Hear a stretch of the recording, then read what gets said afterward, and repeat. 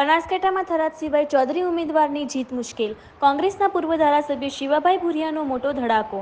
ભાજપના ધારાસભ્ય હતા છતાં ભાજપના ઉમેદવારનું નામ ન લીધું। શિવાભાઈ ભુરિયાએ કેસાજી ચૌહાણ સામે તાક્યું તીર। શંકરભાઈ ચૌધરી અને પરબતભાઈ પટેલની હાજરીમાં કર્યો સવાલ। થરાદમાં પટેલ સંમેલન। દિયોદરના પૂર્વ ધારાસભ્ય શિવાભાઈ ભુરિયાએ સમાજને એક થવાનો આપ્યો સંદેશ। મારા વિસ્તારમાંથી બહુ અત્યાર કહેતો નહોતો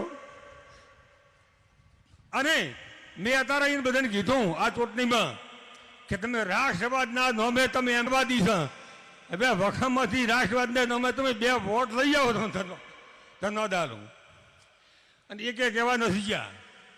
એટલે મિત્રો, સમાજ છે એ વસ્તુ આખી જુદી છે, રાષ્ટ્રવાદ છે મિત્રો જુદો છે।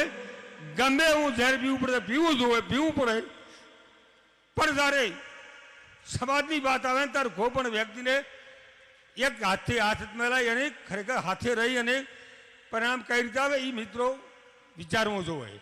એટલે કે તમારો કોઈ દુનિયા ભાવે ને પૂછે, તમે વિચારી લો